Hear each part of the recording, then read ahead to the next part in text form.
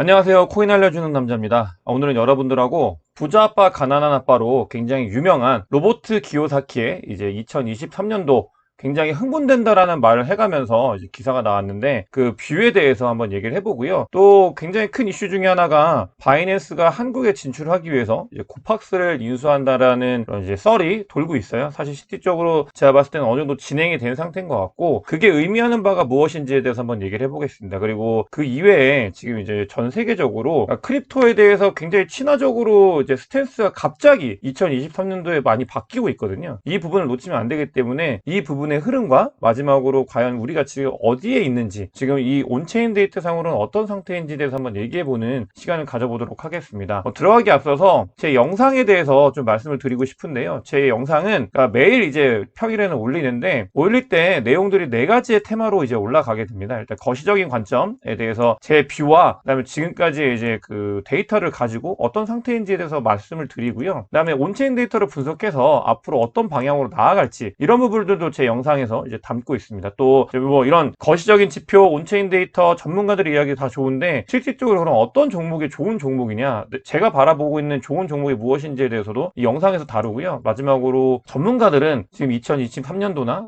혹은 이런 데이터들을 어떻게 바라보고 있는지 이런 것들을 여러분들하고 공유를 하는 게 제 채널의 이제 목적과 이제 제 채널이 가지고 있는 주제들입니다. 그렇기 때문에 여러분들께서 제 영상만 보시면, 제 채널에서 영상만 보시면 이 크립토에 관련되어 있는 모든 것들을, 그러니까 투자에서부터 이제 인사이트까지 얻어가실 수 있도록 제가 이제 챙기려고 노력을 하고 있고요. 2023년도에는 더 이 부분을 강화시켜서 영상을 한번 계속 진행해 보도록 하겠습니다. 본격적으로 먼저 얘기를 해보면 로버트 기요사키가 얼마 전에 이제 인터뷰를 했는데 굉장히 2023년도에 흥분이 된다. 그러니까 흥분이 된다라는 이유가 왜 이유가 이러냐면은 2023년도엔 비트코인이 그러니까 시장 상황은 좋지 않을 거다. 그런데 비트코인은 좋을 거다라고 하면서 본인은 비트코인을 통해서 이제 부를 쌓을 게 굉장히 흥분된다고 얘기를 했는데 여기서 왜 그 기요사키 같은 경우는 그러니까 부자 아빠 가난한 아빠 같은 경우는 비트코인이 오르냐라고 봤을 때 그러니까 2022년도에 굉장히 시장이 혼란했잖아요. 그러면서 2023년도가 되면은 그런 규제들이 다 진행이 되면서 비트코인이 금이나 은, 그다음 이런 그 오일과 같은 상품으로서 이제 가치를, 밸류를 비슷하게 동등한 가치를 얻게 돼서 그런 것들이 이제 가격이 상승하는 요인이 될 거다라고 얘기하는데 제가 지난 영상에서 현물, 비트코인 현물 ETF에 대해서 말씀을 드렸잖아요. 이 로버트 기요사키의 뷰는 그것과 동일해요. 그렇기 때문에 금과 은, 이 오일이 된다라는 건 뭐냐면 기관 투자자들, 그다음에 돈이 많은 곳에서부터 자금 유동성이 이제 들어온다라는 그런 뷰를 가지고 있다라고 보시면 좋을 것 같아요. 로버트 기요사키 같은 경우는 사실 2021년도 그다음에 2022년도 초반에 장이 엄청나게 상승을 했잖아요. 그때 이제 하락을 할 거다, 버블이다 이런 얘기를 많이 했어요. 뭐 전통금융에서 주식이나 이런 쪽에서 뭐 하우징 마켓에서 버블이다라고 얘기를 하면서 이제 하락할 거다라고 얘기를 많이 했었는데 그때 많이 이제 밈처럼 논리를 받았어요. 기요사키가 버블이다라고 하고 나서부터도 계속 올랐기 때문에. 하지만 궁극적으로 지금 이제 긴축이 되면서 이런 하우징 마켓이나 주식, 그다음에 크립토 같은 경우도 이제 폭락을 하게 됐죠. 그러니까 로버트 기요사키 같은 경우는 부자 아빠 가난한 아빠에서 현금 흐름을 중요시하면서 이제 30년 동안 거의 이제 자산을 이제 축적해온 사람이기 때문에, 그러니까 이 자산 시장에서 끝까지 먹을 수는 없다고 본인은 판단을 하는 거예요. 그렇기 때문에 이제 현금, 자기의 자산을 유지하는 걸 굉장히 중요하게 생각하는 사람이어서 어느 정도 선에서 이 폭락을 대비해야 된다라고 얘기를 했고, 그렇기 때문에 실제로 폭락이 왔잖아요. 근데 지금 그 로버트 기요사키가 이제는 가격 상승이 할 수 있는 좋은 조건이 마련되고 있다. 비트코인이, 이 BTC가 좋은 조건을 마련하고 있다라고 이제 인터뷰를 했기 때문에 이런 거장의 뷰는, 그러니까 뭐 2021년도에 기요사키는 굉장히 밈처럼 무시를 받았지만 궁극적으로 맞았던 것처럼 굉장히 오랫동안 살아남았던 이 거장의 뷰는 저희가 무시하면 안 되고요. 이런 것들에 대해서 아 이렇구나 라는 거에 대해서 그냥 인사이트를 가지고 우리가 대응을 해야 된다고 생각을 하고 있습니다. 저도 지금 로버트 기요사키가 얘기한 것과 같은 그러니까 여러 가지 지표들이나 여러 가지 그런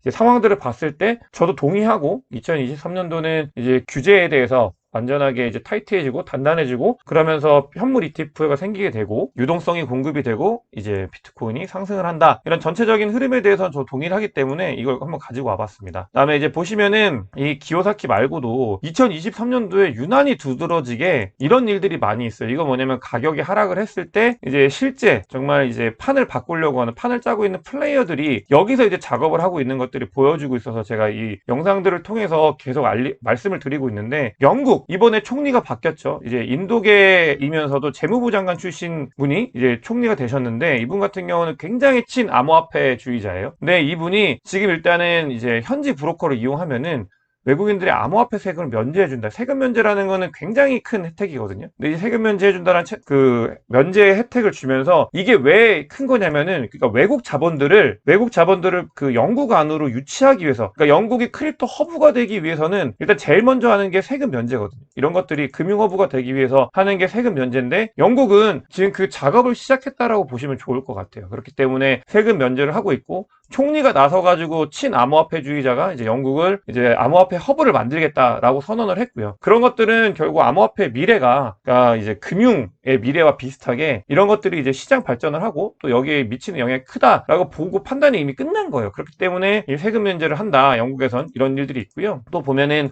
홍콩에서는 이제 처음으로 비트코인 ETF가 승인이 됐다고 해요. 홍콩에서. 근데 여러분들 지금 홍콩은 이제 영국 쪽이 아니고 중국 쪽인 건 다 알고 계시죠? 홍콩 같은 경우는 이미 이제 중국계 이제 그 자본들, 금융 자본들이 다 들어와 있기 때문에, 이 말은 뭐냐면 돌려서 보면은 이제 홍콩을 우회해서 중국 자본들이 홍콩으로 진입을 한다. 이제 암호화폐를 투자하기 위해서, 이렇게 보시면 좋을 것 같아요. 근데 제가 지난 영상에서 말씀드렸지만 홍콩 쪽에서도 움직임이 있다고 했잖아요.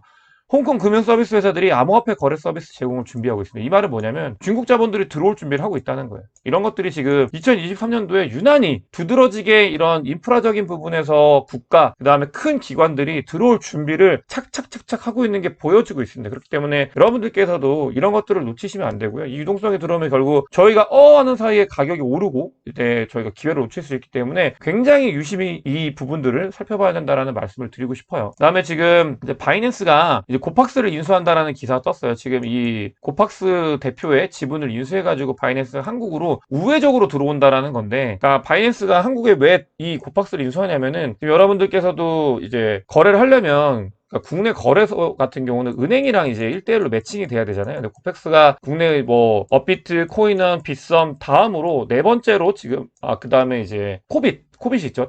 다음으로 다섯 번째로 이제 그 은행과 이제 결제가 돼가지고 은행과 이제 서비스가 직접 맞닥뜨려 닿아서 실제로 서비스가 되는데, 그러니까 계좌를 틀 수 있는 거죠. 네, 그렇게 매력이 있는 곳이고, 하지만 이제 다섯 번째 순위이기 때문에 또 M&A 물건으로 나쁘지 않은 물건이에요. 그래서 이제 바이낸스가 이제 고팍스를 인수하려고 하고 있고, 제가 이런 기사가 나온 거 보면은 거의 이제 마무리가 됐는데, 문제는 이제 규제 당국이 문제인 거거든요. 이게 이제 바이낸스가 외국 자본이기 때문에 이 규제 당국에서 어떻게 처리할지가 사실 문제긴 한데, 고팍스 같은 경우는 그런 부분에서 좀 자유로운 게, 여러분들 고팍스는 이제 그 DCG 그룹 있잖아요. 디지털 커런시 그룹, 그 그레이스케일 자산 운용하는 디지털 커런시 그룹 베리 실버트가 투자한 회사거든요. 고팍스가. 그렇기 때문에 이제 이미 외국 자본이 들어와 있기 때문에 이런 부분들은 좀 해결이 될 수 있고, 고팍스 같은 경우는 오더북을 들어가서 이제 매수매도를 하려고 그러면 오더북 호가창이 너무 얇아가지고 그 거래를 거의 할 수가 없어요. 웬만한 알트코인들은. 그렇기 때문에 이런 바이낸스가 들어오게 되면 당연히 이제 여기에 MM들이 들어올 거고 같이, 그러면 이제 유동성이 풍부해지기 때문에 굉장히 좀 이제 거래하기도 좋아지고 순위도 끌어올라갈 수 있는 그런 계기가 될 거라고 생각을 하고 있고, 근데 일견 뭐 바이낸스에 오더북을 공유할 거라고 하는데 그거는 잘 몰라서 하는 말씀이고요. 특근법 때문에 안 됩니다. 이건 실질적으로. 특근법 때문에 해외 거래소랑 오더북을 공유할 수는 없고요. 이런 MM들이 들어와가지고 유동성이 늘어나는 거에 대해서 기대를 해야 되고, 사실 이제 바이낸스가 들어오는 거는 뭐 다른 의미보다는 업비트나 이제 코인원하고 빗썸이 이제 고인물이 됐잖아요. 뭐 이제 다른 거래소들도 할 수 막아가지고 허가제가 됐기 때문에 이제 고인물이 됐는데, 고인물이 되니까 폐해가 발생을 하고 있어요. 왜냐면은 상장도 안 하고 그냥 지들 마음대로 다 하거든요. 이런 것들은 이제 폐해인데, 바이낸스가 들어오면 바이낸스 같은 경우는 어쨌든 간 외국에 해외에 이제 있는 그 코인들이 고팍스에 상장이 많이 될 거예요. 굉장히 많이 될 거고, 국내 투자자들은, 그러니까 이게 알트코인이 이제 나쁜 코인이고 좋은 코인인 건 이제 소비자가 판단을 할 문제거든요. 근데 일단 선택권 자체가 없잖아요. 국내 같은 경우는. 근데 이제 바이낸스가 국내에 들어오게 되면은 일단은 그런 코인들이 많아지기 때문에 이 상장에 대해서도 이 3사가 굉장히 좀 조금은 느슨해지게 될 수밖에 없어요. 경쟁 구도가 될 거고, 그 다음으로는 수수료예요. 이 수수료 부분은, 여러분들 해외 바이낸스는 비트 거래할 때 수수료가 아예 없습니다. 근데 이 업비트, 코인원, 빗썸 같은 경우는 수수료가 어마어마하죠. 입출금 수수료도 어마어마해요. 그래서 뭐 업비트 같은 경우는 지금 장이 안 좋은데도 뭐 5일에서 10일 정도 거래만 하면은 한 달치 그냥 영업이익을 다 뽑거든요. 그렇기 때문에 이런 수수료 부분에 있어서도 바이낸스가 들어왔을 때 굉장히 메리트가 생긴다라는 말씀을 드리고 싶고요. 얼마나 수수료를 많이 얻었으면 업비트가 나폴리에 공식 후원을 하더라고요. 이게 지금 그러니까 좋은 거일 수도 있는데 굉장히 그만큼 많이 돈을 벌고 있다. 근데 이게 업비트 같은 경우는 KYC도 다 한국인이어야 되고 하기 때문에 한국인들 돈만 하거든요. 근데 그렇기 때문에 수수료를 낮춰도 돼요. 근데 경쟁자가 없으니까 수수료를 안 낮죠. 업비트 같은 경우는 80%를 지들이 국내 시장을 점유하고 있기 때문에. 근데 바이낸스가 들어오게 되면은 이 부분이 경쟁이 생기겠죠. 당연히. 바이낸스 같은 경우는 처음에 코팍스가 너무 지금 경쟁을 못하니까 들어와서 뭘 하겠어요. 수수료 낮추고 입출금 수수료 낮추고 오더북 빵빵 채우고 그다음에 상장 많이 하겠죠. 그렇게 되면 업비트 같은 경우도 맞춰가지고 뭐 입출금 수수료 낮추고 거래 수수료 낮추고 하겠죠. 그렇기 때문에 이런 부분들이 저는 굉장히 긍정적으로 작용할 거라고 생각을 하고 규제 당국에서도 이 부분을 좀 약간 받아들여줬으면 좋겠어요. 그렇기 때문에 이런 것들이 뭐 이게 사실 나쁘다는 건 아니지만 돈을 얼마나 많이 버는지에 대해서 반증하는 거잖아요. 그렇기 때문에 그런 것들을 좀 많이 진행이 됐으면 좋겠다라는 말씀을 드리고 싶고요. 다음으로 지금 실제로 저희가 어디에 왔는지 이 온체인 데이터 상으로 봐야 되는데 이거는 트위터에 코인루팡님이 계시는데 그분이 이제 데이터를 분석하신 걸 가지고 온 거고요. 그러니까 보시면 6개월에서 12개월, 6개월에서 24개월 홀더들이 이제 중요해요. 이 사람들이 왜 중요하냐면 6개월에서 24개월 이 사람들은 지금 현재 시점으로 보면은 가장 불장에 들어온 사람들, 가장 불장에 이 부분, 가장 불장에 들어온 사람들이기 때문에 이 사람들이 뭐 장기 홀더 이런 게 아니라 이 사람들이 빠져나가야 돼요. 이 사람들이 이제 고점에서 물려가지고 이제 계속 버티고 있는데 항복을 해야 그 다음에 이제 상승이 일어나거든요. 이거는 매번 있었던 일이에요. 매번 어느 그 시점에서도 매번 있었던 일이고 그렇기 때문에 6개월에서 이제 24개월 홀더들이 굉장히 중요한데 지금 실질적으로 이게 꺾이고 있어요. 이 꺾이는 게 뭐냐면 꺾이는 게 이제 저점에 다다르고 있다. 그러니까 지금 이제 뭐 추가적으로 한 번 더 하락을 할 수 있지만 어쨌든 간 이제 6개월에서 24개월 홀더들 그러니까 이번 불장에 들어오신 분들이라고 보시면 돼요. 이번 불장이기 때문에 막 들어오신 분들이 막 이제 신나가지고 매수를 했다가 다 안 올라가지고 지금 엄청나게 피를 보고 있죠. 근데 그런 분들이 항복을 하고 나가면 그러니까 이런 분들이 나가면 그때 이제 상승장이 오는데 보통 이제 근데 지금 그런 분들이 이제 나가고 있다. 실질적으로 시장을 떠나고 있다라는 지표를 가지고 온 거예요. 그렇기 때문에 이제 조만간 항복이 일어나면 조금은 추가 하락이 있을 수 있지만 어쨌든 그 뒤에 이제 반등을 할 수 있는 굉장히 긍정적인 에너지 축적 분양이 진행될 수 있다. 이런 지표를 보여드리는 거예요. 그래서 앞서 말씀드린 것처럼 지금 보면은 뭐 로버트 기요사키가 바라보는 뷰 결국은 금, 은, 오일과 같은 상품으로 취급이 되면서 비트가 이제 유동성이 들어올 거다. 규제 기관에서도 규제를 이제 딱 타이트하게 하면은 이제 돈들이 많이 몰릴 거다라는 것과 아까 말씀드린 것처럼 전 세계에서 지금 계속 이제 암호화폐에 대해서 친암호화폐 전략으로 바뀌어가고 있어요. 점점 이 스탠스가 너무나 확연하게 보이는데 하락장이기 때문에 이런 것들은 잘 눈에 안 띄거든요. 상승장에서는 그런 것들이 다 호재가 돼가지고 막 쭉쭉 올라가는데 하락장에서는 이런 것들은 뭐 이런 거 보고 있냐라고 그냥 비꼬고 밈대고 하는데 어쨌든 간 판을 바꾸는 사람들은 지금 기조에서 지금 판을 실제로 바꾸고 있다. 판을 바꾸고 있다는 거는 세제 혜택을 주면서 그러니까 각국에 맞는 그 판을 짜고 있는 거예요. 그렇게 진행이 되고 있고 그러면서 또 뭐 바이낸스 같은 경우도 한국 시장이 아까 말씀을 안 드렸지만 어마어마하게 중요한 시장이에요. 한국에 있는 그러니까 한국인들이 선물 거래를 얼마나 많이 하냐면 FTX 같은 경우는 전 세계에서 US 다음으로 두 번째로 많이 했고요. 바이낸스는 말할 것도 없죠. 그러니까 선물 거래나 현물 거래를 되게 많이 하는 그 사람들이고 실제로 2017년도에 원화가 전 세계 거래 대금의 25%까지 차지한 적이 있었거든요. 그만큼 굉장히 코인의 진심이고 열정적인 그 나라기 때문에 바이낸스 같은 경우는 한국 시장을 굉장히 좋아하고 한국 시장을 굉장히 중시해요. 그렇기 때문에 들어오는 것들이 있고 실제로 또 6개월에서 24개월 홀더들이 지금 이제 항복을 해가고 있다. 점점 이제 조금만 이제 기간 조정이 지나면 점점 이 다가오는 시점이 어떤 방향으로 갈지에 대해서 많은 것들이 이제 힌트를 주고 있다라고 볼 수 있어요. 저 같은 경우는. 그렇기 때문에 저는 말씀드렸지만 이 하락장을 두 바퀴 돌았기 때문에 지금 이 장에서 어떤 식으로 행동을 해야 되는지에 대해서는 저는 개인적으로 스스로에 대한 정답을 가지고 있습니다. 그걸 여러분들과 공유를 하고 있는 상태이기 때문에 조금 힘들겠지만 저희가 함께 뭐 많은 제가 정보도 제공을 해드리고 함께 이제 이걸 이겨내면서 다음번 불장에 모두 함께 은퇴를 했으면 좋겠어요. 그래서 이런 자료를 준비해 봤습니다. 오늘 영상이 도움이 되셨으면 구독과 좋아요 부탁드리고요. 영상 봐주셔서 대단히 감사합니다.